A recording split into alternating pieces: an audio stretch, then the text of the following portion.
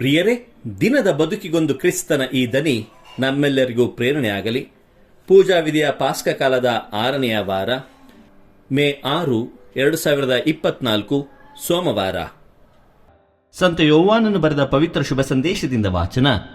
15ನೇ ಅಧ್ಯಾಯ 26ನೇ ವಚನದಿಂದ 16ನೇ ಅಧ್ಯಾಯ 4ನೇ ವಚನದವರೆಗೆ.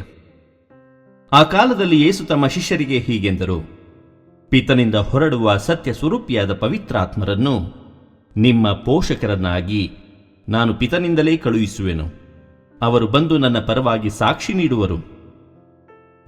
ಮೊದಲಿನಿಂದಲೂ ನನ್ನ ಸಂಗಡ ಇದ್ದ ನೀವು ಕೂಡ ನನ್ನನ್ನು ಕುರಿತು ಸಾಕ್ಷಿ ನೀಡುವವರಾಗಿದ್ದೀರಿ. ನಿಮ್ಮ ವಿಶ್ವಾಸ ಕುಸಿಯದಂತೆ ನೀವು ಎಚ್ಚರ ವಹಿಸಬೇಕೆಂದು ನಾನು ಇದನ್ನೆಲ್ಲ ನಿಮಗೆ ಹೇಳಿದ್ದೇನೆ. ಜನರು ನಿಮ್ಮನ್ನು ಪ್ರಾರ್ಥನಾ ಮಂದಿರದಿಂದ ಬಹಿಷ್ಕರಿಸುವರು. ಅಷ್ಟೇ ಅಲ್ಲ, ನಿಮ್ಮನ್ನು ಕೊಲ್ಲುವವನು ತಾನು ದೇವರಿಗೆ ಬಲಿಕೊಟ್ಟನೆಂದು ಭಾವಿಸುವ ಕಾಲವೂ ಬರಲಿದೆ. ನನ್ನನ್ನಾಗಲಿ ಪಿತನನ್ನಾಗಲಿ ಅವರು ಅರಿತಿಲ್ಲದ ಕಾರಣ ನಿಮಗೆ ಹೀಗೆ ಮಾಡುವರು. ಅಂಥ ಕಾಲ ಬಂದಾಗ ಇದನ್ನೆಲ್ಲ ಕುರಿತು ನಾನು ನಿಮ್ಮನ್ನು ಮೊದಲೇ ಎಚ್ಚರಿಸಿದ್ದೇನೆಂದು ನೀವು ನೆನಪಿಸಿಕೊಳ್ಳುವಂತೆ ಇದನ್ನು ಹೇಳುತ್ತಿದ್ದೇನೆ. ಪ್ರಭುವಿನ ಶುಭ ಸಂದೇಶ.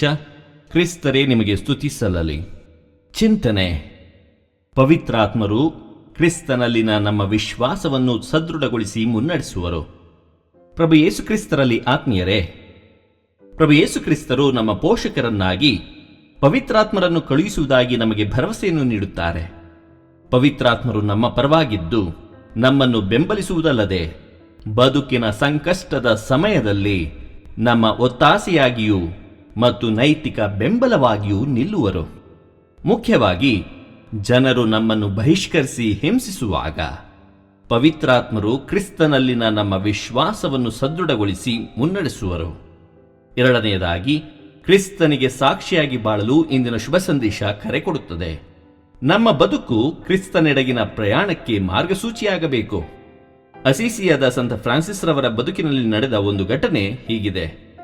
ಅಸಿಸಿಯಾದ ಸಂತ ಫ್ರಾನ್ಸಿಸ್ ರವರು ಶುಭ ಸಂದೇಶವನ್ನು ಬೋಧಿಸಲು ಒಬ್ಬ ತರುಣ ಸನ್ಯಾಸಿಯನ್ನು ತನ್ನೊಟ್ಟಿಗೆ ಕರೆದುಕೊಂಡು ನಗರಕ್ಕೆ ಹೋಗುತ್ತಾರೆ. ಇಡೀ ದಿನ ನಗರದ ಹಾದಿ ಬೀದಿಗಳಲ್ಲಿ ಸುತ್ತಾಡಿ ಮನೆಗೆ ವಾಪಸ್ಸಾಗುತ್ತಾರೆ.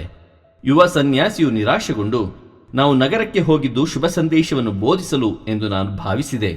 ಆದರೆ ನಾವು ಎಲ್ಲೂ ಬೋಧಿಸದೆ ನಗರದ ಹಾದಿ ಬೀದಿಗಳಲ್ಲಿ ಸುತ್ತಾಡಿ ಸುಮ್ಮನೆ ಹಿಂದಿರುಗಿದ್ದೇವಲ್ಲ ಎಂದು ಟೀಕೆ ಮಾಡಿದಾಗ, ಪ್ರತ್ಯುತ್ತರವಾಗಿ ಸಂತ ಫ್ರಾನ್ಸಿಸ್ ರವರು, ನಾವು ಹಾದಿ ಬೀದಿಗಳಲ್ಲಿ ನಡೆಯುವಾಗ ನಮ್ಮ ನಡತೆಗಳಿಂದಲೇ ಜನರಿಗೆ ಬೋಧಿಸಿದ್ದೇವೆ ಎಂದು ಹೇಳುತ್ತಾರೆ.